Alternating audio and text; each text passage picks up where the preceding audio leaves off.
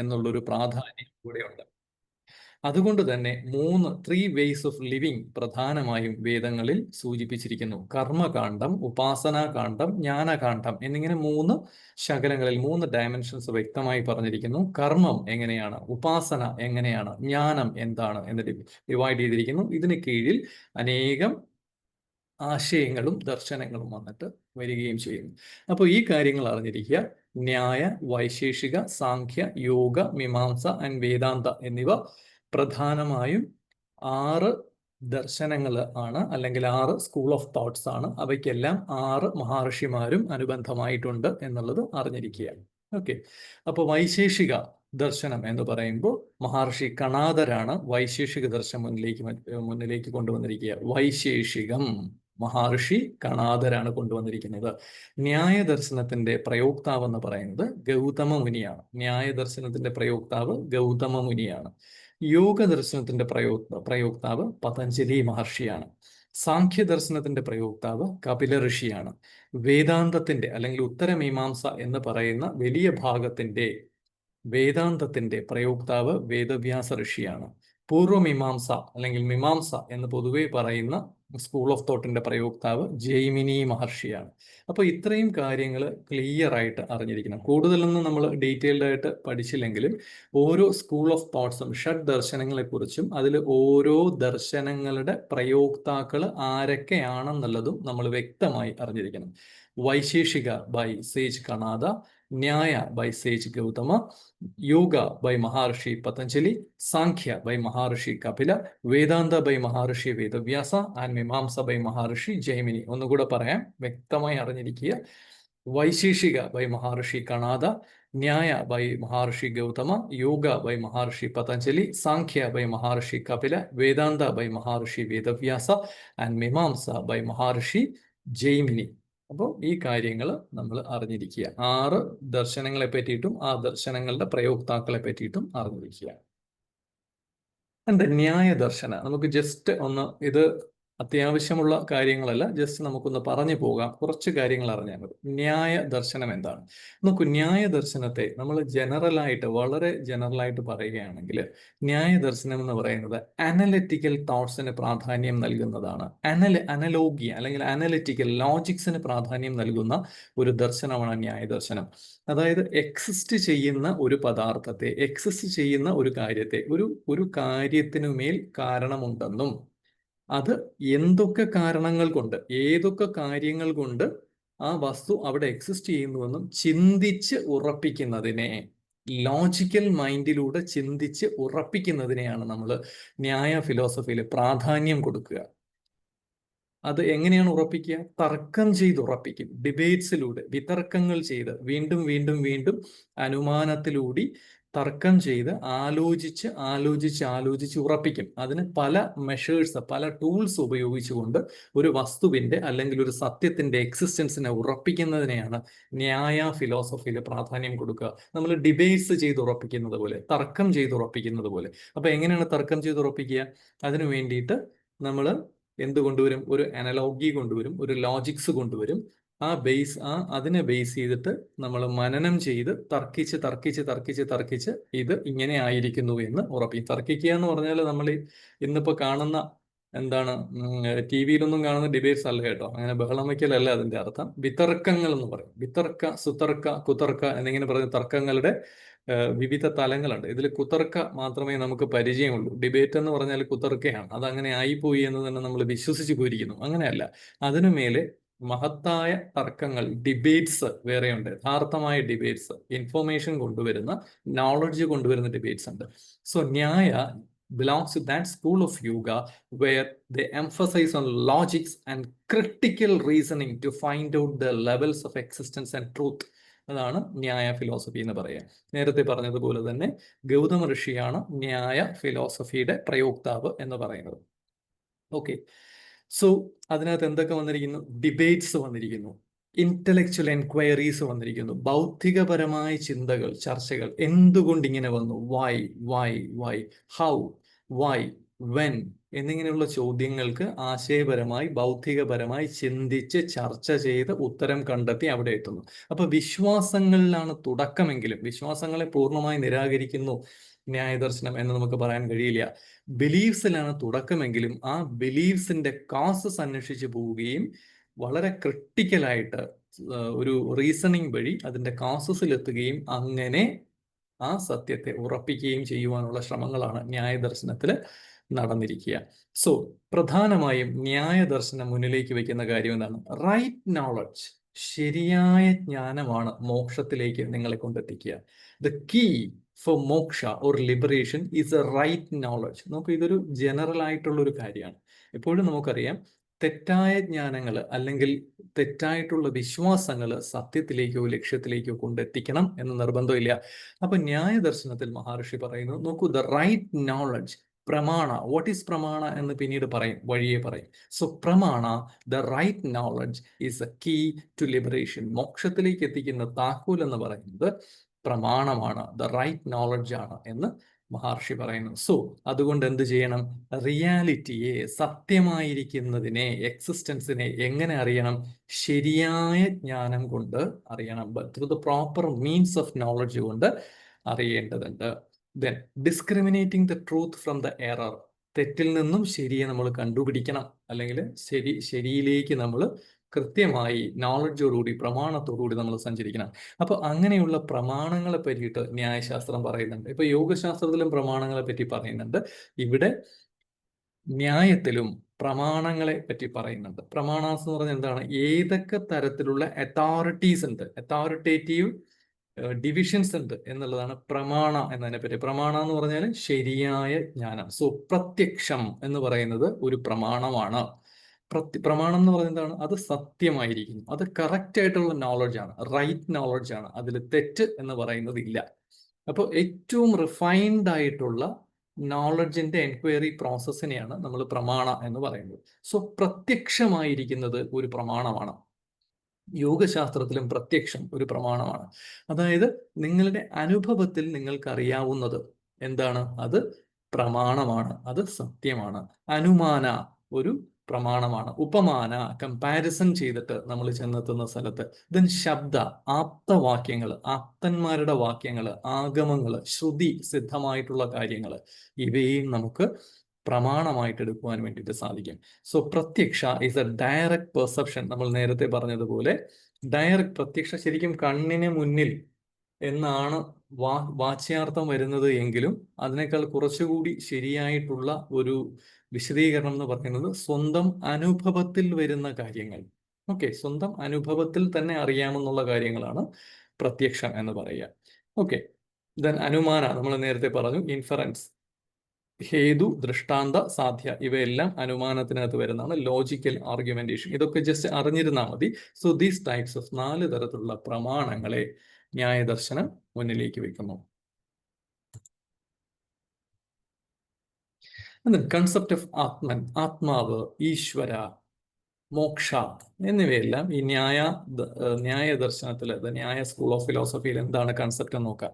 So ആത്മാവ്, ആ ചൈതന്യം എന്ന് പറയുന്നത് ഇറ്റേണൽ ആണ്, കോൺഷ്യസ് ആണ്, അവബോധമായിരിക്കുന്നതാണ്, അനന്തമാണ്, ടൈം ആൻഡ് സ്പേസിന് പുറത്തുള്ളതാണ്, ശരീരത്തിനും മനസ്സിനും പുറത്തു നിൽക്കുന്നവയാണ്. ഓക്കെ, അത് അനുഭവങ്ങളുള്ളതാണ്, എക്സ്പീരിയൻഷ്യൽ ആണ്. ഓക്കെ, അപ്പോൾ ഇത്രയും ഇങ്ങനെ ആത്മാവിന്റെ സ്വഭാവങ്ങളെ പറ്റിയിട്ട്, വിവിധങ്ങളായ സ്വഭാവങ്ങളെ പറ്റിയിട്ടും എക്സിസ്റ്റൻസിനെ പറ്റിയിട്ടും ന്യായദർശനം പറയുന്നുണ്ട്. ദ കൺസെപ്റ്റ് ഓഫ് ഈശ്വര, നേരത്തെ നമ്മൾ പറഞ്ഞതുപോലെ വേദങ്ങളുടെ അതോറിറ്റി അംഗീകരിക്കുന്നു എന്നുള്ളത് കൊണ്ട് ഈശ്വരൻ എന്ന സ്വത്വത്തെയും അംഗീകരിക്കുന്നു. The whole cause, the main cause, അതായത് ഈ പ്രപഞ്ചം ഇങ്ങനെ നിലനിൽക്കുന്നതിന് കാരണമായിരിക്കുന്നത്, ആ കാരണങ്ങളുടെ കാരണമായിരിക്കുന്നത്, കാരണങ്ങൾക്ക് കാരണമായിരിക്കുന്നത്, the great cause of the cause, ഈ എല്ലാ കാരണങ്ങൾക്കും കാരണമായിരിക്കുന്നത്, അങ്ങനെ ആയിരിക്കുന്ന ആ പ്രപഞ്ച സൃഷ്ടാവിനെ, ഏകമായ പ്രപഞ്ച സൃഷ്ടാവിന്റെ കൺസെപ്റ്റിനെ കുറിച്ചിട്ടാണ് പറയുന്നത്. ദെൻ കർമ്മത്തെ പറ്റിയിട്ടും പറയുന്നു. ദെൻ മോക്ഷ എന്ന് പറയുന്നത് എന്താണ്? നോക്കൂ, ഈ വിവിധ തരത്തിലുള്ള സംസാരജന്യമായ ദുഃഖങ്ങളിൽ നിന്നുമുള്ള ഒരു സ്വതന്ത്രത, ഒരു freedom. The different types of sorrows, different types of sorrows, the moment that liberation comes, the freedom comes, the sorrows arises in this world due to different reasons. കാരണങ്ങൾ മാത്രമേ വ്യത്യാസമുള്ളൂ. ഒന്നിനു പുറകെ ഒന്നൊന്നായി പ്രശ്നങ്ങളും വിഷമങ്ങളും വന്നുകൊണ്ടേയിരിക്കും, ശരിയല്ലേ? അപ്പൊ അതിനൊക്കെ പലതരത്തിലുള്ള കാരണങ്ങളുണ്ട്. അപ്പൊ അതിൽ നിന്നൊക്കെയുള്ള ഒരു മുക്തി, ഒരു ലിബറേഷൻ, അതിനെയാണ് നമ്മൾ മോക്ഷം എന്ന് പറയുന്നത്. ആ മോക്ഷത്തിലേക്ക് എങ്ങനെ എത്താം? ഇറ്റ്സ് അച്ചീവ്ഡ് ത്രൂ, അതിലേക്ക് എത്തുന്നത് യഥാർത്ഥമായ ജ്ഞാനം കൊണ്ടാണ്. Through the right knowledge and elimination of false cognition. എല്ലാ പ്രശ്നങ്ങൾക്കും കാരണം എന്താണ്? തെറ്റായ കാര്യങ്ങളെ സ്വീകരിച്ച് തെറ്റായ കൺക്ലൂഷൻസിലേക്ക് എത്തുന്നതാണ് എല്ലാ പ്രശ്നങ്ങൾക്കും കാരണം. തെറ്റായ ഇൻപുട്ടുകളെ സ്വീകരിച്ച് ആ ഇൻപുട്ടുകൾ ഉപയോഗിച്ചുകൊണ്ട് തെറ്റായ എന്തിലേക്ക് എത്തുന്നു? കൺക്ലൂഷൻ. കൺക്ലൂഷൻ എന്ന് പറഞ്ഞാൽ എന്താണ്? കൺക്ലൂഷൻ എന്ന് പറയുന്നത് തീരുമാനം അല്ലെങ്കിൽ ബോധ്യം. ബോധ്യം എന്ന് തന്നെ എടുക്കൂ. അതായത് എപ്പോഴാണോ ഒരു വ്യക്തിയുടെ ബോധ്യം തെറ്റായ കാരണങ്ങളിൽ അടിസ്ഥാനമായിരിക്കുന്നത്, അടങ്ങിയിരിക്കുന്നത്, അപ്പോൾ എന്ത് സംഭവിക്കും? അദ്ദേഹത്തിന് ലഭിക്കുന്ന അറിവും തെറ്റായിരിക്കും. സോ ദാറ്റ് കോഗ്നിഷൻ എന്ന് പറയുന്നത് എന്താണ്? ഒരു comprehensive concept of knowledge receiving to a mind എന്നാണ് നമുക്ക് അതിനെ എക്സ്പ്ലെയിൻ ചെയ്യാൻ വേണ്ടിയിട്ട് പറ്റുക. So that cognitive information that a person receives from his surroundings, from his atmosphere where he exist, അദ്ദേഹത്തിന്റെ സാഹചര്യങ്ങളിൽ നിന്നും ലഭിക്കുന്ന ആ കോഗ്നിറ്റീവ് നോളജ് ഉണ്ട്, ഒരു കോംപ്രിഹെൻസീവ് നോളജ് ഉണ്ട്, എക്സ്പീരിയൻഷ്യൽ നോളജ്. അത് ഫോൾസ് ആയി പോയാൽ, അത് തെറ്റായി പോയാൽ അദ്ദേഹത്തിന്റെ ബോധ്യങ്ങൾ തന്നെ തെറ്റായി മാറും. അങ്ങനെ തെറ്റായിട്ടുള്ള ബോധ്യങ്ങളാണ് എല്ലാ പ്രശ്നങ്ങളുടെയും മൂലകാരണം. സോ അതിനെ മാറ്റുവാൻ വേണ്ടിയിട്ട് പൂർണ്ണമായും എലിമിനേറ്റ് ചെയ്യണം. അതോടൊപ്പം എന്ത് ചെയ്യണം? യഥാർത്ഥമായിരിക്കുന്നത് എന്താണ്, നിത്യമായിരിക്കുന്നത് എന്താണ്, പെർമനന്റ് ആയിരിക്കുന്നത്, ഒരു അഴിവുമില്ലാത്ത സത്യം എന്താണ് എന്നറിയുന്നതും മോക്ഷത്തിന്റെ ഭാഗമാണ്. അത് മോക്ഷത്തിലേക്ക് നയിക്കുമെന്ന് ന്യായ ഫിലോസഫി പറയുന്നു. 5 കാര്യങ്ങളെ പറ്റിയിട്ടും പറയുന്നുണ്ട്. പ്രതിജ്ഞ, ഹേതു, ഉദാഹരണ, ഉപന്യായ, ദെൻ കൺക്ലൂഷൻ, നിഗമനത്തിലെത്തുന്നു. So proposition, reason, example, application and conclusion. Nyaya Sutra പ്രധാനമായും നേരത്തെ പറഞ്ഞതുപോലെ ഗൗതമ മുനിയാണ് എഴുതിയിരിക്കുക. വാത്സ്യായന ഭാഷ്യ അതിന്റെ ആ സൂത്രങ്ങളുടെ ഭാഷ്യമാണ്. Okay, yes. ഇതൊക്കെ ജസ്റ്റ് അറിഞ്ഞിരുന്നാൽ മതി. എന്തൊക്കെയാണ് ആ 5 സ്റ്റെപ്സ്? നമ്മൾ നേരത്തെ പറഞ്ഞതുപോലെ ഒരു കാര്യത്തെ പറഞ്ഞ് ഉറപ്പിക്കുന്നതിന്റെ, അത് അവിടെ ഉണ്ട് എന്ന് ഉറപ്പിക്കുന്നത് പല സ്റ്റെപ്പുകളിലൂടെയാണ്. നമുക്ക് അതിൻ്റെ ഒരു ഉദാഹരണമാണ് ഇവിടെ പറഞ്ഞിരിക്കുക. അത് പ്രൊപ്പോസിഷൻ എന്ന് പറയുന്നത് എങ്ങനെയാണെന്ന് വെച്ചാൽ, അതിൻ്റെ ഒരു ജസ്റ്റ് ഒരു ഉദാഹരണമാണ്. ആ കുന്നില് തീയുണ്ട് എന്ന് പറയുന്നു. This hill has fire. ആ കുന്നിൽ തീയുണ്ടെന്ന് പറയുന്നു. അപ്പൊ ആ പറയുന്നതിനുള്ള കാരണമാണ് ഹേതു. എന്തുകൊണ്ട് അങ്ങനെ പറഞ്ഞു? കാരണം അവിടെ എന്തുണ്ട്? പുകയുണ്ട്. അവിടെ ഒരു സ്ഥലത്ത് ആ കുന്നിൽ തീയുണ്ട് എന്ന് പറഞ്ഞു, അതൊരു വസ്തുതയാണ്. അപ്പൊ തീയുണ്ടെന്ന് നിങ്ങൾ എന്തുകൊണ്ട് തീയുണ്ടെന്ന് പറഞ്ഞു? കാരണം. അപ്പൊ അതിനൊരു കാരണം വേണം. അവിടെ നിന്നും പുക വരുന്നുണ്ട്. ഓ, അങ്ങനെയാണോ? അങ്ങനെയാണെങ്കിൽ അതെങ്ങനെ ശരിയാവും എന്ന് പറയുമ്പോൾ 3ാമത്തെ ഘട്ടത്തിലേക്ക് വരും, ഉദാഹരണത്തിലേക്ക് വരും. അതിന്റെ ഉദാഹരണം, പുകയുള്ളിടത്ത് തീ ഉണ്ടാകും. കാരണം തീ വരുമ്പോഴാണ് പുക വരുന്നത്. അങ്ങനെ തീ വന്ന സ്ഥലങ്ങളിൽ എവിടെ വന്നിട്ടുണ്ട്? പുകയും വന്നിട്ടുണ്ട്. തീ കത്തിക്കുന്ന, പാകം ചെയ്യാൻ ഉപയോഗിക്കുന്ന അല്ലെങ്കിൽ മറ്റു സ്ഥലങ്ങളിൽ തീ കത്തിക്കുമ്പോൾ അവിടെ എന്ത് വരും? പുകയും വന്നിട്ടുണ്ട്. അപ്പൊ പുക എവിടെ വന്നിട്ടുണ്ടെങ്കിൽ അവിടെ തീ ഉണ്ടാവാനുള്ള സാധ്യതയുണ്ട് എന്ന് ഉദാഹരണങ്ങളോടുകൂടി നമ്മുടെ അനുമാനത്തെ സമർത്ഥിക്കും, അല്ലേ? ഇനി മറ്റൊരു ആപ്ലിക്കേഷൻ കൂടി പറയാം. അതായത് this hill has smoke which is invariably connected with the fire. അപ്പൊ ഒന്നുകൂടി അതിനെ എന്ത് ചെയ്യാണ്? ഉറപ്പിക്കുകയാണ് ചെയ്യുക. ഓക്കെ, അതായത് ആ കുന്നിൽ എന്തുണ്ട്? പുകയുണ്ട്. ആ പുക തീയുമായി ബന്ധപ്പെട്ടിരിക്കുന്നു. അപ്പൊ തീ എവിടെ ഉണ്ടായിരിക്കുകയോ തീ വരാൻ സാധ്യതയോ ഉണ്ട്, അല്ലാതെ പുക വരിക ബുദ്ധിമുട്ടാണ് എന്നുള്ളത് ഉറപ്പിക്കുന്നു. എന്നിട്ട് എന്ത് ചെയ്യും? ആൻഡ് ഫൈനലി ഈ 4 സ്റ്റെപ്പും കഴിഞ്ഞത്, ഇതൊരു ഉദാഹരണമാണ് കേട്ടോ, തീയും പുകയുമായിട്ടുള്ള ഒരു ഉദാഹരണമല്ല, പെട്ടെന്ന് മനസ്സിലാകാൻ വേണ്ടിയിട്ടുള്ള ഉദാഹരണമാണ്. ഈ 4 സ്റ്റെപ്പുകളും ആലോചിച്ചുറപ്പിച്ച ശേഷം എവിടെ എത്തും? നിഗമനത്തിലെത്തും, കൺക്ലൂഷനിലെത്തും. അതുകൊണ്ട് ഇത്ര കാര്യങ്ങൾ ഇങ്ങനെ ആയിരിക്കുന്നത് കൊണ്ട്, ഉദാഹരണങ്ങൾ കൊണ്ട് സമർത്ഥിച്ചിരിക്കുന്നത് കൊണ്ട്, അനുമാനം കൊണ്ട് ഉറപ്പിച്ചിരിക്കുന്നത് കൊണ്ട്, ആ പുക അവിടെ ഉണ്ടായിരിക്കുന്നു എന്നുള്ളത് കൊണ്ട് എന്ത് പറയാം? ദ ഹിൽ ഹാസ് ഫയർ എന്ന്. ദീസ് 5 പാർട്സ്, ഇങ്ങനെയുള്ള 5 ഡയമെൻഷൻസിൽ ലോജിക്കൽ അനാലിസിസ് നടത്തി സത്യത്തെ ഉറപ്പിക്കുന്നതിനെയാണ് പ്രധാനമായും ന്യായത്തിൽ എന്ത് കൊടുക്കുന്നത്? ന്യായ ഫിലോസഫിയിൽ പ്രാധാന്യം കൊടുക്കുന്നത് എന്നുള്ളത് അറിയുക. And the next one is Vaisheshika philosophy by sage Kanada. Nyaya Vaisheshika ദർശനങ്ങൾ ഏകദേശം സിമിലർ ആയിട്ടുള്ള സ്കൂൾസ് ആണ്. അതുകൊണ്ട് ന്യായ വൈശേഷിക എന്ന് പറയുന്നത്. സാഖ്യവും യോഗവും സിമിലർ ഫിലോസഫീസ് ആണ്. അതുകൊണ്ടാണ് സാഖ്യ യോഗ എന്ന് പറയുക. അപ്പൊ ഈ ഷഡ്ദർശനങ്ങളെ നമ്മൾ നേരത്തെ കണ്ടതുപോലെ 3 ഗ്രൂപ്പ്സ് ആയിട്ട് തിരിച്ചിട്ടുണ്ട്. സാമ്യതകൾക്കനുസരിച്ച് 3 ഗ്രൂപ്പ്സ് ആയിട്ട് തിരിച്ചിട്ടുണ്ട്. അതാണ് നമ്മൾ ആദ്യം നോക്കിയപ്പോൾ 3 ഗ്രൂപ്പായിട്ടാണ് ഈ ഷഡ്ദർശനങ്ങളെ എഴുതിയിരുന്നത്. ഓക്കെ, ന്യായ വൈശേഷിക, സാഖ്യ യോഗ, പൂർവമീമാംസ ആൻഡ് ഉത്തരമീമാംസ അല്ലെങ്കിൽ വേദാന്ത എന്നിങ്ങനെ 3 ഗ്രൂപ്പുകളായിട്ടാണ് 6 സ്കൂളുകളെ നമ്മൾ തിരിച്ചിരിക്കുക. അപ്പൊ നേരത്തെ നമ്മൾ പറഞ്ഞതുപോലെ വൈശേഷിക ഫിലോസഫി കണ്ടുപിടിച്ചിരിക്കുന്നത് കണാദ ഋഷിയാണ്. പ്രധാനമായും പരമാണു തത്വങ്ങളെ കുറിച്ചിട്ടാണ് പറഞ്ഞിരിക്കുക. വൈശേഷിക ഫിലോസഫിയിൽ പരമാണു തത്വങ്ങളെ കുറിച്ച്, അതായത് സർവവും കമ്പോസ് ചെയ്തിരിക്കുന്നത് എന്തുകൊണ്ടാണ്? ആറ്റംസ് കൊണ്ടാണ്, പരമാണു കൊണ്ടാണ്. നമുക്ക് ഈ പരമാണുവിന്റെ സങ്കല്പത്തെ പറ്റിയിട്ട് ഏകമായിരിക്കുന്ന ഒരേ പദാർത്ഥം കൊണ്ട്, ഏകമായിരിക്കുന്ന സ്പന്ദിക്കുന്ന ഒരുപോലെയുള്ള ഒരേ പദാർത്ഥം കൊണ്ടാണ് ഈ പ്രപഞ്ചത്തിലെ സകലതും സൃഷ്ടിക്കപ്പെട്ടിരിക്കുന്നു എന്ന അറ്റോമിക് സയൻസിനെ ആദ്യമായി പറഞ്ഞത് കണാദ ഋഷിയാണ്. ഇതിനുശേഷം, ഇതിന് ആയിരക്കണക്കിന് വർഷങ്ങൾക്ക് ശേഷമാണ് നമ്മൾ ഫിസിക്സിലെ ആറ്റംസ് വരുന്നത്. അപ്പൊ പരമാണു സങ്കല്പത്തെക്കുറിച്ചിട്ടും അണുസങ്കല്പത്തെക്കുറിച്ചിട്ടുമെല്ലാം കണാദ ഋഷി വളരെ വിശദമായി വൈശേഷിക ഫിലോസഫിയിൽ പറഞ്ഞു.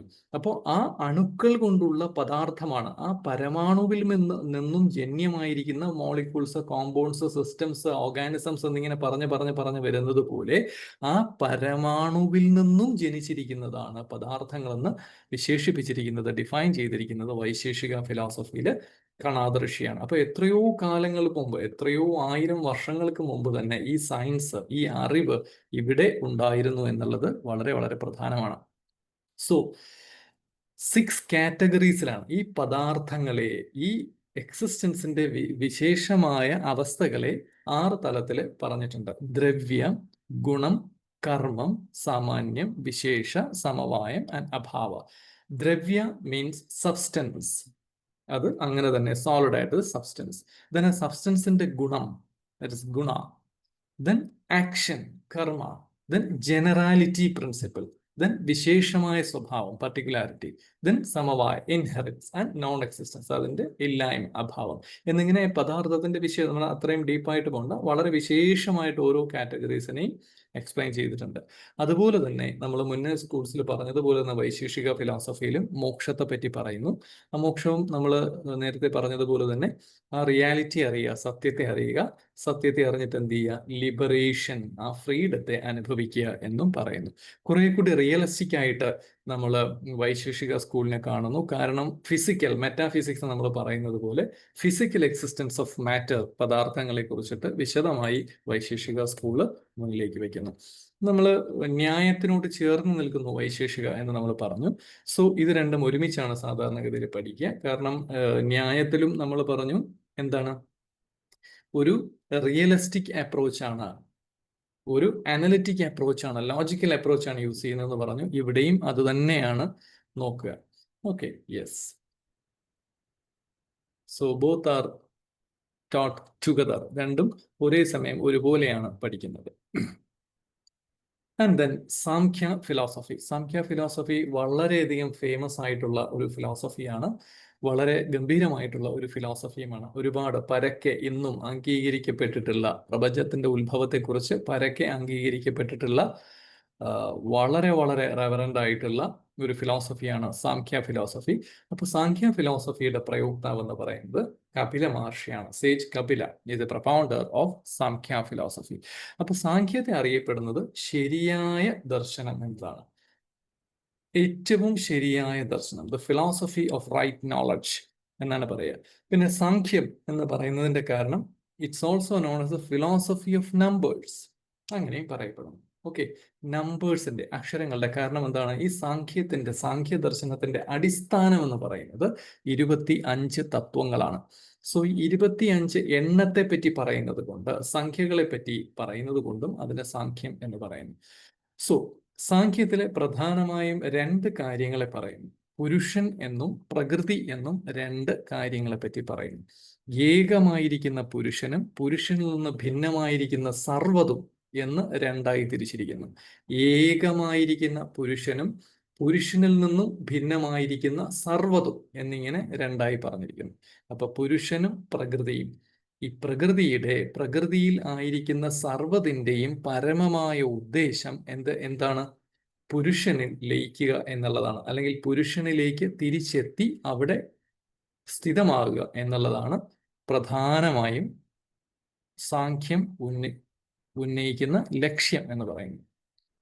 അപ്പൊ പ്രകൃതി നമുക്കറിയാവുന്നത് പോലെ തന്നെ സത്വ രജസ് തമോ ഗുണങ്ങളാൽ നിർമ്മിക്കപ്പെട്ടിരിക്കുന്നു. 3 തരത്തിലുള്ള കാറ്റഗറീസ് ഉണ്ട്: സാത്വിക്, രാജസിക് ആൻഡ് താമസിക്. ആ കാറ്റഗറീസിനോടനുബന്ധിച്ച് പല തത്വങ്ങളായി മാറിയിരിക്കുന്നു എന്നുള്ളത് അറിയുക. പിന്നെ സാഖ്യം മുന്നിലേക്ക് വെക്കുന്ന 3 തരത്തിലുള്ള താപങ്ങളുണ്ട്. താപത്രയം എന്നാണ് അവയെ അറിയപ്പെടുക. ഇത് വ്യക്തമായി ഓർമ്മിച്ചിരിക്കുക, വൈവയ്ക്കൊക്കെ ചോദിക്കാവുന്നതാണ്. താപത്രയം, 3 തരത്തിലുള്ള താപങ്ങൾ. കപില മഹർഷി സാഖ്യത്തിലൂടെ മുന്നിലേക്ക് വെക്കുന്ന 3 തരത്തിലുള്ള താപങ്ങൾ എന്തൊക്കെയാണെന്നുള്ളതാണ്. 1 ആദിദൈവികം, 2 ആദിഭൗതികം, 3 ആധ്യാത്മികം. ആദിദൈവികം, ആദിഭൗതികം, ആധ്യാത്മികം. ആദിദൈവികം, ആദിഭൗതികം, ആധ്യാത്മികം എന്നിങ്ങനെ 3 തരത്തിലുള്ള താപങ്ങൾ. അതിന് താപത്രയം എന്നാണ് പറയുന്നത്. ഓക്കെ, ആദിദൈവികം, ആദിഭൗതികം, ആധ്യാത്മികം, ഇങ്ങനെ 3 തരത്തിലുള്ള താപങ്ങൾ. അതിനെ താപത്രയം എന്നാണ് പറയുന്നത്. സോ ഈ താപത്രയത്തെ പറ്റി വിശദമായി പറഞ്ഞിരിക്കുന്നതും സാഖ്യത്തിലാണ്. അപ്പൊ സാഖ്യവും കൈവല്യത്തെക്കുറിച്ചും മോക്ഷത്തെക്കുറിച്ചും ലിബറേഷനെ കുറിച്ചും എല്ലാം പറയുന്നു. പിന്നെ ഈ ചാക്രികമായിരിക്കുന്ന ജീവൻ മരണ സൈക്കിളിൽ നിന്നും, ഈ ഒരു birth, life, death, rebirth cycle ഉണ്ടല്ലോ, അതിൽ നിന്നും പുറത്തു കടക്കുക, രക്ഷപ്പെടുക എന്നുള്ളതാണ് ഒരു ജീവന്റെ പരമമായ ലക്ഷ്യമെന്നും സാഖ്യം പറഞ്ഞു വയ്ക്കുന്നു. So Sankhya is considered as the theoretical Yoga and Yoga is considered as practical Sankhya എന്ന് പറയപ്പെടുന്നു. സാഖ്യം എന്ന് പറയുന്നത് യോഗത്തിന്റെ തിയറി പാർട്ടാണ്. യോഗം എന്ന് പറയുന്നത് പ്രാക്ടിക്കൽ സാഖ്യ. എന്തുകൊണ്ടാണ് അത് അങ്ങനെ പറയുന്നത്? ജനറലി നമ്മൾ അങ്ങനെ പറയാറുണ്ട്, സാഖ്യം എന്ന് പറയുന്ന തിയറി പാർട്ടാണെന്ന് പറയാറുണ്ട്. കാരണം യോഗം എന്ന് പറയുന്നത് സാഖ്യത്തിൽ എന്താണ് വിശേഷിപ്പിക്കുന്നത്? സാഖ്യത്തിൽ പലതരത്തിലുള്ള താപങ്ങളെ സൂചിപ്പിക്കുന്നു, പലതരത്തിലുള്ള എക്സിസ്റ്റൻസിനെ സൂചിപ്പിക്കുന്നു. ആ എക്സിസ്റ്റൻസിൽ ആയിരുന്നു കൊണ്ട് പുരുഷനെയും പ്രകൃതിയെയും പറ്റി പറഞ്ഞ്, പുരുഷനിലുള്ള പ്രകൃതിയുടെ സംയോഗം കൊണ്ട് ജനിക്കുന്ന അനേകങ്ങളായ അവസ്ഥകളെ പറ്റിയിട്ട് വ്യക്തമായി പറഞ്ഞിരിക്കുന്നത് സാഖ്യമാണ്. ഇനി മോക്ഷത്തെ പറ്റി പറയുമ്പോഴോ, മോക്ഷത്തെ പറ്റി സാഖ്യത്തിൽ പറഞ്ഞിരിക്കുന്നത് പുരുഷനോട് സംയോഗം ചെയ്തിരിക്കുന്ന, പുരുഷനോട് ചേർന്നിരിക്കുന്ന പ്രകൃതി മാറി നിന്നാൽ, ആ സംയോഗം മാറിപ്പോയാൽ, പ്രകൃതി ഒഴിവായാൽ, ആ മായ മാറിപ്പോയാൽ എന്ത് സംഭവിക്കും? പുരുഷനിൽ ലയിക്കും എന്ന് തിയറട്ടിക്കലി വ്യക്തമായി സാഖ്യം പറഞ്ഞു വെക്കുന്നു. അപ്പൊ സാഖ്യത്തിന്റെ ലക്ഷ്യം എന്താണ്? പ്രകൃതിയെ മാറ്റി നിർത്തി, പ്രകൃതിയെ ഒഴിവാക്കി എവിടേക്ക് എത്തണം? തിരിച്ച് പുരുഷനിലേക്ക് ലയിക്കണം. ഓരോ ജീവാത്മാവും അതിൻ്റെ യാത്ര പുറപ്പെട്ടിരിക്കുന്ന പരമാത്മാവിങ്കിൽ ലയിക്കണം എന്നതാണ് സാഖ്യം മുന്നിലേക്ക് വെക്കുന്ന തിയറി. അതെങ്ങനെ ലയിക്കാം എന്ന് പറയുന്നതാണ് യോഗം. യോഗത്തിൽ പറയുന്നത് മുഴുവൻ എന്താണ്? കൈവല്യത്തെ എങ്ങനെ അച്ചീവ് ചെയ്യാം, എങ്ങനെ നമുക്ക് പ്രകൃതി പുരുഷ സംയോഗത്തെ മാറ്റാം. ഇപ്പൊ പ്രകൃതിയും പുരുഷനും സംയോഗം ചെയ്തിരിക്കുന്നത് കൊണ്ടാണ് ആദിദൈവികവും ആദിഭൗതികവും ആധ്യാത്മികവുമായിട്ടുള്ള പ്രശ്നങ്ങൾ ഇവിടെ വരുന്നത്. എന്താണ് ആദിദൈവിക പ്രശ്നങ്ങൾ എന്ന് പറയുന്നത്? നോക്കൂ, മഹർഷി പറയുന്നു 3 തരത്തിലുള്ള പ്രശ്നങ്ങളാണ് നിങ്ങൾക്ക് വരിക. ഇവിടെ ഇപ്പോൾ 12 പേരുണ്ടെന്ന് വയ്ക്കുക, അല്ലെങ്കിൽ 15 പേരുണ്ടെന്ന് വയ്ക്കുക. നമ്മളെല്ലാവർക്കും നമ്മുടെ ജീവിതത്തിൽ 3 തരത്തിലുള്ള പ്രശ്നങ്ങളാണ് വരിക. നോക്കൂ, ഈ ജ്ഞാനം നമ്മൾ സ്വയം ഉള്ളിലേക്ക് എടുക്കുക, ഇതറിയുക. ഈ ജ്ഞാനം തന്നെ കേവലം പരീക്ഷയ്ക്ക് വേണ്ടിയിട്ടല്ല നമ്മളിത് പഠിക്കുക. ഈ ജ്ഞാനം തന്നെ നിങ്ങളുടെ ഉള്ളിലെത്തി നിങ്ങളുടെ പേഴ്സണാലിറ്റിയെ ക്ലെൻസ് ചെയ്യും. ഈ അറിവ് അത്ര മഹത്തരമാണ്. നിങ്ങളുടെ പേഴ്സണാലിറ്റിയെ, നിങ്ങളുടെ സഫറിങ്സിനെ ക്ലെൻസ് ചെയ്യാനുള്ള പവർ ഈ നോളജിനുണ്ട്, ജ്ഞാനത്തിനുണ്ട്. ഓക്കെ. അപ്പോൾ ആധിദൈവികമായിട്ടുള്ള കാര്യങ്ങൾ, ആധിദൈവികം എന്ന് പറയുന്നത് നിങ്ങൾ താമസിക്കുന്ന സ്ഥലത്ത് അല്ലെങ്കിൽ നിങ്ങളുടെ കയ്യിൽ ഒതുങ്ങാത്ത കാര്യങ്ങൾ. ഓക്കെ. ആ പ്രകൃതിയിൽ നിന്നും വരുന്ന പ്രശ്നങ്ങൾ, ഇപ്പോൾ ഒരു കൊടുങ്കാറ്റ് വരികയോ വരൾച്ച വരികയോ അല്ലെങ്കിൽ വെള്ളപ്പൊക്കം വരികയോ ഫ്ലഡ്സ് വരികയോ ഒക്കെ ചെയ്യുന്നത് ആരുടെയും കൈകളിലുള്ള കാര്യങ്ങളല്ല. അത് പ്രകൃതിദത്തമായ കാര്യങ്ങളാണ്. അപ്പൊ അതുകൊണ്ടുള്ള പ്രശ്നങ്ങൾ വരാം, ആധിദൈവിക പ്രശ്നങ്ങൾ വരാം. ഇനി ആദി ഭൗതിക പ്രശ്നങ്ങൾ വരാം. അതായത് വീണ്ടും നിങ്ങളായിരിക്കുന്ന സ്ഥലത്തെ നിങ്ങളുടെ ചുറ്റുമുള്ള ആൾക്കാർ, നിങ്ങളുടെ ചുറ്റുമുള്ള പ്രശ്നങ്ങൾ, ആ സ്ഥലത്തെ പ്രശ്നങ്ങൾ, അതുപോലെ തന്നെ അവിടെ ജീവിക്കുന്ന മറ്റു ഭൗതിക വസ്തുക്കൾ കൊണ്ട് നിങ്ങൾക്കുണ്ടാകുന്ന പ്രശ്നങ്ങൾ, ഇവയെല്ലാം നിങ്ങളുടെ മനസ്സിനെ ബാധിക്കാനുള്ള കാരണങ്ങളാണ്. അത് ആദിഭൗതികമായ താപങ്ങൾ എന്ന് പറയും. നോക്കൂ, മഹർഷി പറഞ്ഞു വെച്ചിരിക്കുന്നു, ഇവയെല്ലാം താപങ്ങൾ ജനിപ്പിക്കും. അപ്പൊ ഇതൊന്നും ഇല്ലാതെ നമുക്ക് ഇവിടെ ജീവിക്കാമെന്ന് വിചാരിച്ചാൽ സാധിക്കുമോ? ഇല്ല. ഇവയെല്ലാം പ്രശ്നങ്ങളെ ജനിപ്പിക്കും. അതിനെയാണ് ആദിഭൗതിക താപങ്ങൾ എന്ന് പറയുന്നത്. ഇനി ഇതൊന്നും ഇല്ലെങ്കിലും വെറുതെ ഇരുന്ന് ചിന്തിച്ച് കുറെ പ്രശ്നം ഉണ്ടാക്കും. അല്ലേ? നമുക്ക് അങ്ങനത്തെ പ്രശ്നമില്ലേ? അദ്ദേഹം ഇന്ന് എന്നെ നോക്കിയില്ല, അപ്പൊ അദ്ദേഹം നോക്കാത്തത് എന്നെ കാരണം കൊണ്ടായിരിക്കും. ആ കാരണം എന്തുകൊണ്ടൊന്നും, അന്ന് ഞാൻ അദ്ദേഹത്തോട് ഇങ്ങനെ ചെയ്തു, അതായിരിക്കും കാരണം. അന്ന് ഇങ്ങനെ ചെയ്തപ്പോൾ വേറൊരാൾ അപ്പുറത്തുണ്ടായിരുന്നു, അപ്പൊ അയാൾക്ക് ഇങ്ങനെ വെറുതെ ഇരുന്ന് ഒരു തോട്ട് കണക്ട് ചെയ്ത് തോട്ട് റാക്കറ്റ്സ് ആയിട്ട് എന്ത് സംഭവിക്കും? ഒരു വലിയ പ്രശ്നം ഉണ്ടാകും. അത് മനസ്സിനെ ബാധിക്കും, അത് ശരീരത്തെ ബാധിക്കും, അതാകെ പ്രശ്നമുണ്ടാക്കും. അല്ലെ? അപ്പോൾ വ്യക്തിഗതമായിട്ടുള്ള, വ്യക്തിയുടെ ഉള്ളിൽ നിന്നുമുള്ള തോന്നലുകളിൽ നിന്നുമുള്ള മനസ്സും ശരീരവും ജനിപ്പിക്കുന്ന പ്രശ്നങ്ങളും വേറെയുണ്ട്. അപ്പൊ ഇങ്ങനെയുള്ള 3 പ്രശ്നങ്ങളെ, 3 കാറ്റഗറീസിലേക്ക് നിങ്ങൾക്ക് പ്രശ്നങ്ങളെ തിരിക്കാമെന്ന് മഹർഷി പറയുന്നു. ഈ 3 കാറ്റഗറീസിൽ നിന്നും, ഈ 3 താപങ്ങളിൽ നിന്നും യോഗം നിങ്ങളെ രക്ഷിക്കും എന്നും പറയുന്നു. ഹഠയോഗത്തിന്റെ പരിശീലനം ഈ 3 താപങ്ങളിൽ നിന്നും നിങ്ങളെ രക്ഷിക്കുമെന്ന് പറയുന്നു. അപ്പോൾ അതുകൊണ്ടാണ് ഹഠയോഗത്തിന്റെയാണ്, രാജയോഗത്തിന്റെയാണ് പരിശീലനമാണ് പറയുന്നത്. അപ്പോൾ ആ പ്രാക്ടിക്കൽ സൈഡ് വരുന്ന എവിടെയാണ്? യോഗത്തിലാണ്. ഇത് ഇങ്ങനെയാണെന്നും ഇത് മാറ്റേണ്ടതുണ്ടെന്നും പറയുന്നത് എവിടെയാണ്? കപില മഹർഷി സാഖ്യത്തിലാണ് പറയുന്നത്. അതുകൊണ്ട് യോഗത്തിന്റെ തിയറി എന്ന് പറയുന്നത് സാഖ്യമെന്നും, സാഖ്യത്തിൽ പറയുന്ന ലക്ഷ്യം എങ്ങനെ അച്ചീവ് ചെയ്യണം എന്നുള്ളത് യോഗത്തിൽ പറയുന്നുവെന്നും പറയപ്പെടുന്നു. ഇനി നമ്മൾ 25 നമ്പേഴ്സിനെ പറ്റി പറഞ്ഞു, 25 തത്വങ്ങളെ പറ്റി പറഞ്ഞു. സാഖ്യത്തിലെ 25 നമ്പേഴ്സ് അല്ലെങ്കിൽ 25 തത്വങ്ങൾ എന്തൊക്കെയാണെന്ന് പറഞ്ഞു. ഓക്കെ. അപ്പൊ അതെന്താണെന്ന് നോക്കാം. പ്രധാനമായും നമ്മൾ 2 കാര്യങ്ങളെ പറ്റിയിട്ടാണ് പറഞ്ഞത്. ഏതൊക്കെയാണ്? പുരുഷനും പ്രകൃതിയും എന്നതിനെ പറ്റിയിട്ടാണ് പറയുന്നത്. അപ്പൊ പുരുഷൻ എന്ന് പറയുന്നത് ഏകമായിട്ടുള്ള divine consciousness, that cosmic consciousness, ആ പ്രാപഞ്ചികമായ പരമമായ ഏകമായ ബ്രഹ്മം, പരബ്രഹ്മം, ഏകമായ തത്വം, അതിനെയാണ് നമ്മൾ പുരുഷ എന്ന് പറയുന്നത്. ആ പുരുഷൻ എന്ന് പറയുന്നത് ഒന്നിനാലും ബാധിക്കപ്പെടുന്നുമില്ല, ഒരഴിവുമില്ല, സത്യമായിരിക്കുന്ന, നിത്യമായിരിക്കുന്ന, ഏകമായിരിക്കുന്ന ഒരു ചൈതന്യത്തിനെയാണ്, സത്തിനെയാണ്, ഒരു പ്രാപഞ്ചികമായ ബ്രഹ്മത്തെയാണ് നമ്മൾ എന്ത് പറയുക? പുരുഷൻ എന്ന് പറയുന്നത്. ആ പുരുഷനോട് മായ ചേരുമ്പോൾ അല്ലെങ്കിൽ പ്രകൃതി ചേരുമ്പോൾ, ഒരു സ്പന്ദനം ചേരുമ്പോഴാണ് ബാക്കിയുള്ള എല്ലാ ലൗകിക പദാർത്ഥങ്ങളും വ്യക്തികളും സ്ഥാനങ്ങളും മാനിഫെസ്റ്റ് ചെയ്യുന്നത്. അങ്ങനെയാണ്. ഓക്കെ. അപ്പൊ പുരുഷനോട് പ്രകൃതി ചേരുമ്പോഴാണ് സർവ്വതും, ഈ ലോകത്തിൽ കാണുന്ന, പ്രപഞ്ചത്തിൽ കാണുന്ന സർവ്വതും മാനിഫെസ്റ്റ് ചെയ്തിരിക്കുന്നത് പുരുഷനിൽ പ്രകൃതി ചേരുമ്പോഴാണ്. അപ്പൊ പുരുഷനിൽ പ്രകൃതി ചേർന്ന് പതിയെ എന്താ?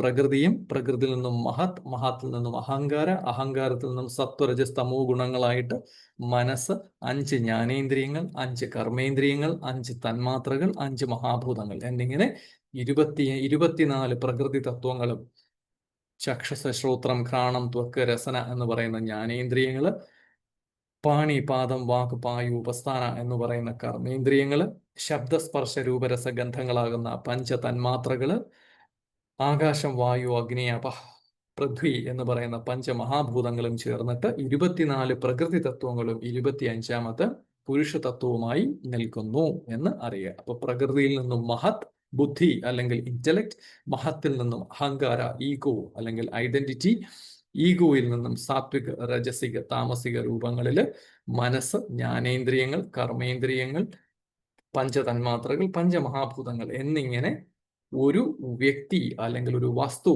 അല്ലെങ്കിൽ ഒരു ഒരു ഒരു എൻറ്റിറ്റി രൂപപ്പെട്ടിരിക്കുന്നു എന്ന് മഹാഋഷി കപിലർ സാഖ്യത്തിൽ വ്യക്തമായി പറഞ്ഞിരിക്കുന്നു.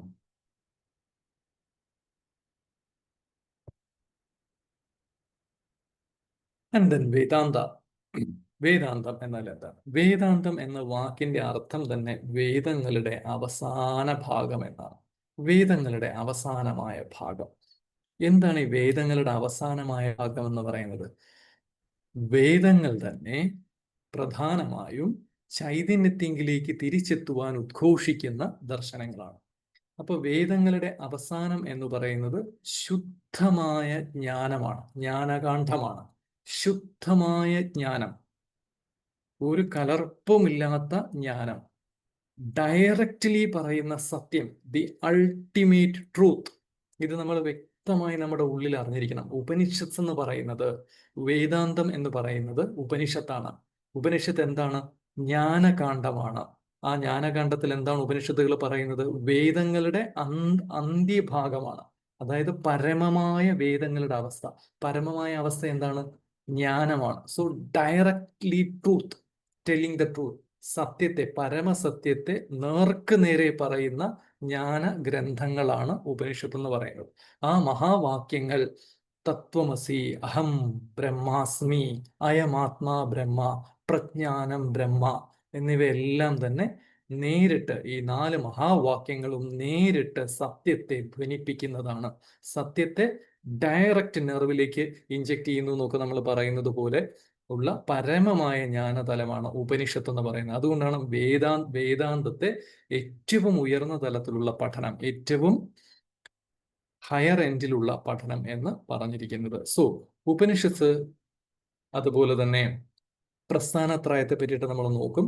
ഉപനിഷത്ത്, അതുപോലെ തന്നെ ഭഗവത്ഗീത, ശ്രുതി പ്രമാണങ്ങളെല്ലാം, അതുപോലെ തന്നെ ബ്രഹ്മസൂത്രങ്ങൾ, ഇവയെല്ലാം തന്നെ ഉയർന്ന തലത്തിലുള്ള ജ്ഞാന ചർച്ചകളെ, വേദാന്തത്തെ അധിഷ്ഠിതമാക്കിയുള്ളതാണെന്നുള്ളത് അറിയുക. അപ്പൊ നമ്മൾ നേരത്തെ പറഞ്ഞതുപോലെ വേദാന്തത്തിന്റെ കോർ കൺസെപ്റ്റ്സ് എന്ന് പറയുന്നത് പരമമായ ബ്രഹ്മമാണ്. സത് ചിത് ആനന്ദ, സച്ചിദാനന്ദം എന്ന് പറയുന്ന, സച്ചിദാനന്ദം എന്ന് പറയുന്ന ഒരഴിവുമില്ലാത്ത സത്യസ്ഥിതമായിരിക്കുന്ന, നിത്യമായിരിക്കുന്ന പരമമായ ബ്രഹ്മതത്വത്തെയാണ് എന്ത് സൂചിപ്പിക്കുന്നത്? വേദാന്തം സൂചിപ്പിക്കുന്നത്. അതിനോടൊപ്പം, അതിനോട് ചേർന്ന് പ്രകൃതിയുമായി ചേർന്ന് നിൽക്കുന്ന, അല്ലെങ്കിൽ മായയുമായി ചേർന്ന് നിൽക്കുന്ന ആത്മാക്കള്, ജീവാത്മാക്കളുണ്ട് എന്നുള്ളത് അറിയുക. ആ ജീവാത്മാക്കൾ മായയുമായി ചേർന്ന് സംസാരത്തിൽ ആയിരിക്കുന്നു. ആ സംസാരത്തിൽ നിന്നും ജീവാത്മാക്കൾ എന്ത് ചെയ്യുന്നു? പല പല ജന്മജന്മാന്തരങ്ങളായി മോക്ഷത്തിന് വേണ്ടി ശ്രമിച്ചുകൊണ്ടേയിരിക്കുന്നു. അങ്ങനെ മോക്ഷത്തിന് വേണ്ടിയിട്ടുള്ള, പരമമായ ലിബറേഷന് വേണ്ടിയിട്ടുള്ള യാത്രകളിൽ കർമാനുസാരിയായി, കർമ്മങ്ങൾക്കനുസൃതമായി, ദ ഗ്രേറ്റ് കോസ്, കാരണങ്ങൾക്കനുസൃതമായി അവര് ഓരോ സ്ഥലത്ത്, ഓരോ ജാതിയില്, ഓരോ സമയത്ത്, ഓരോ ദേശത്ത് ചെന്ന് ജനിക്കുന്നു. അത് എന്തിനെ അടിസ്ഥാനപ്പെടുത്തിയിട്ടാണ്? അവര് ചെയ്തിരിക്കുന്ന കാർമിക് വാസനാസിനെ അടിസ്ഥാനപ്പെടുത്തിയിട്ടാണ്. അതെന്താണ്? അതൊരു പെർഫെക്റ്റ് കോസ്മിക് അൽഗോരിതമാണ്. നമ്മൾ എപ്പോഴും ചോദിക്കും, ഒരാൾ എന്തുകൊണ്ട് ഇവിടെ ജനിച്ചു, ഒരാൾ എന്തുകൊണ്ട് അവിടെ ജനിച്ചു, ഒരാൾക്ക് എന്തുകൊണ്ട് ഈ വിധി വന്നു, വേറൊരാൾക്ക് എന്തുകൊണ്ട് ആ വിധി വന്നു. ഓ, ഒരേ സമയത്ത് ഒരുപോലെയാണ് ചെയ്യുന്നതെങ്കിൽ എല്ലാവർക്കും ഒരേ വിധി വരണ്ടേ? ഒരേ തരത്തിലുള്ള ലൈഫ് പോകണ്ടേ? അങ്ങനെയല്ല. ഓരോരുത്തരും എന്ത് ചെയ്യുന്നുവോ അതാണ് അവരിലേക്ക് എത്തുക. അതെന്ത് ചെയ്തിരിക്കുന്നു? അതൊരു കോസ്മിക് അൽഗോരിതമാണ്, ഒരു പ്രാപഞ്ചിക തരത്തിലുള്ള ഒരു അൽഗോരിതമാണ്. അതിനെയാണ് നമ്മൾ എന്ത് പറയുന്നത്? മായ എന്ന് പറയുന്നത്. That is what is called as maya, the great illusion, the divine illusion എന്ന് പറയുന്നത് മായയാണ്. Okay, yes. ദെൻ അപ്പൊ അതാണ് വേദാന്തത്തിന്റെ പ്രാധാന്യം. ദെൻ മോക്ഷ, ഈ cycle of birth and death എന്ന് പറയുന്നത്, ഈ സംസാരത്തിന്റെ ഈ സൈക്കിൾ, ജനന മരണ ചക്രങ്ങളിൽ നിന്നുമുള്ള ലിബറേഷൻ, ഇതിനെയാണ് നമ്മൾ എന്ത് പറയുന്നത്? മോക്ഷം എന്ന് പറയുന്നത്. And then Upanishads. ഉപനിഷത്സ് എന്ന് പറയുന്നത് ദ ഫൗണ്ടേഷണൽ ടെസ്റ്റ് ഓഫ് വേദാന്ത. നമ്മൾ നേരത്തെ പറഞ്ഞ ഉപനിഷത്ത്, ഭഗവത്ഗീത, ബ്രഹ്മസൂത്ര, ഇവയെല്ലാം എന്താണ്? ഫൗണ്ടേഷണൽ ടെക്സ്റ്റ് ആണ് എന്നുള്ളത് അറിയുക. ദെൻ വേദാന്തത്തിന് പലതരത്തിലുള്ള വേദാന്തമുണ്ട്. അദ്വൈത വേദാന്തമുണ്ട്, വിശിഷ്ടാദ്വൈതമുണ്ട്, ദ്വൈത വേദാന്തമുണ്ട്, അദ്വൈത വേദാന്തമുണ്ട്, ശുദ്ധാദ്വൈതമുണ്ട്, അചിന്ത്യ ഭേദാഭേദമുണ്ട്, ഇവയെല്ലാം ഉണ്ട്. ഓക്കെ. സോ അദ്വൈത വേദാന്തത്തിന്റെ പ്രയോക്താവ് ശ്രീ ശങ്കരാചാര്യരാണ്. വിശിഷ്ടാദ്വൈത വേദാന്തത്തിന്റെ പ്രയോക്താവ് രാമാനുജാചാര്യയാണ്. ദ്വൈത വേദാന്തത്തിന്റെ പ്രയോക്താവ് മാധ്വാചാര്യനാണ്. അദ്വൈത വേദാന്തത്തിന്റെ പ്രയോക്താവ് നിംബാർക്കാചാര്യനാണ്. ശുദ്ധാദ്വൈതത്തിന്റെ പ്രയോക്താവ് നിംബാർക്കാചാര്യൻ. അതുപോലെ തന്നെ അചിന്ത്യ ഭേദാഭേദ ചൈതന്യ മഹാപ്രഭു. ഇങ്ങനെ അനേകം വേദാന്തങ്ങളുടെ സ്കൂൾസ് ഓഫ് തോട്ട്സ് അവൈലബിൾ ആണ്. അവയെല്ലാം മഹാത്മാക്കളായ ആചാര്യന്മാരാൽ, ജഗത് ഗുരുക്കന്മാരാൽ പ്രപൗണ്ട് ചെയ്തിരിക്കുന്ന സ്കൂൾസ് ഓഫ് തോട്ട്സ് ആണ്. ഓക്കെ. യെസ്. ആൻഡ് ദെൻ പൂർവമീമാംസ, അതിനെ പറ്റിയിട്ട് നമ്മൾ നേരത്തെ പറയുകയുണ്ടായി. അപ്പോൾ പൂർവമീമാംസ ഇതുപോലെ തന്നെ 6 ഷഡ്ദർശനങ്ങളിൽ ഏറ്റവും പ്രധാനമായിട്ടുള്ള മറ്റൊരു സ്കൂൾ ഓഫ് തോട്ടാണ്. കർമ്മമീമാംസ എന്നും അറിയപ്പെടുന്നു. ജൈമിനി മഹർഷിയാണ് പൂർവമീമാംസയുടെ പ്രയോക്താവായിട്ട് അറിയപ്പെടുന്നത്. അപ്പം മീമാംസ എന്ന് പറഞ്ഞാൽ ഒരു ഡീപ്പ് റിഫ്ലക്ഷൻ ആണ്. അതായത് ഡീപ്പായിട്ടുള്ള സ്റ്റഡിയാണ് നമ്മൾ മീമാംസ എന്ന് പറയുന്നത്. ഘട്ടമായി തിരിച്ചിട്ടുള്ള ഒരു സ്റ്റഡി, ഓരോന്നായി തിരിച്ചിട്ടുള്ള ഒരു സ്റ്റഡി, ഡീപ്പായിട്ടൊരു വിഷയത്തെ പഠിക്കുക, ഇതിനെയാണ് മീമാംസ എന്ന് അറിയപ്പെടുന്നത്. ഓക്കെ. സോ ജൈമിനി മഹർഷിയുടെ സ്കൂൾ ഓഫ് തോട്ടിനെയാണ് നമ്മൾ പൂർവമീമാംസ എന്ന് പറയുന്നത്.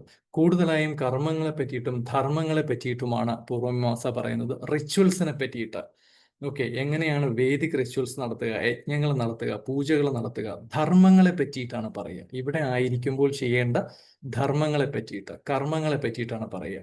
അനേകം 2644 സൂത്രങ്ങളിൽ, അധികരണങ്ങളിലായിട്ട് അനേകം കർമ്മങ്ങളെ പറ്റിയിട്ട്, അനേകം യജ്ഞങ്ങളെ പറ്റിയിട്ട് ജൈമിനി മഹർഷി പറഞ്ഞു വെച്ചിട്ടുണ്ട്. നിത്യകർമ്മങ്ങൾ, എന്നും അനുഷ്ഠിക്കേണ്ട കർമ്മങ്ങൾ, നൈമിത്തിക കർമ്മങ്ങൾ, അതുപോലെ തന്നെ കാമ്യകർമ്മങ്ങൾ, വേൾഡ്ലി എൻഡിൽ ചെയ്യാൻ വേണ്ടിയിട്ട്, ദെൻ നിഷിദ്ധ കർമ്മങ്ങൾ, ചെയ്തുകൂടാത്ത കർമ്മങ്ങൾ, പ്രായശ്ചിത്ത കർമ്മങ്ങൾ, ആക്ട് പെർഫോമർ, പ്രായശ്ചിത്തമായി ചെയ്യുന്ന കർമ്മങ്ങൾ, ഇങ്ങനെ അനേകം കർമ്മങ്ങളെ പറ്റിയും ധർമ്മങ്ങളെ പറ്റിയും റിച്വൽസിനെ പറ്റിയിട്ടും വളരെ വിശദമായി പ്രതിപാദിക്കുന്ന ഒരു സ്കൂൾ ഓഫ് തോട്ടാണ് പൂർവമീമാംസ എന്ന് പറയപ്പെടുന്നത്. ഓക്കെ. അവിടെയും 6 പ്രമാണങ്ങൾ, നമ്മൾ നേരത്തെ പറഞ്ഞതുപോലെ 6 പ്രമാണങ്ങൾ പറയുന്നു. പ്രത്യക്ഷ, അനുമാന, ഉപമാന, അർത്ഥാപത്തി, അനുപലബ്ധി ആൻഡ് ശബ്ദ. ഇതെല്ലാം വ്യത്യസ്തങ്ങളായ പ്രമാണങ്ങളാണ്. അവിടെയും കർമ്മത്തെ പറ്റിയും റീബർത്തിനെ പറ്റിയും പറയുന്നുണ്ട്, റിച്വൽസിനെ പറ്റി പറയുന്നുണ്ട്, ദെൻ കാമ്യകർമ്മങ്ങളെ പറ്റി പറയുന്നുണ്ട്. എല്ലാം ആ കർമ്മത്തിലൂടെയുള്ള സംസാര ചക്രത്തെ പറ്റിയിട്ടുമെല്ലാം പറയുന്നുണ്ട്. Okay. Yes. Next is yoga. Yoga നമുക്ക് വിശദമായിട്ട് അടുത്ത ക്ലാസ്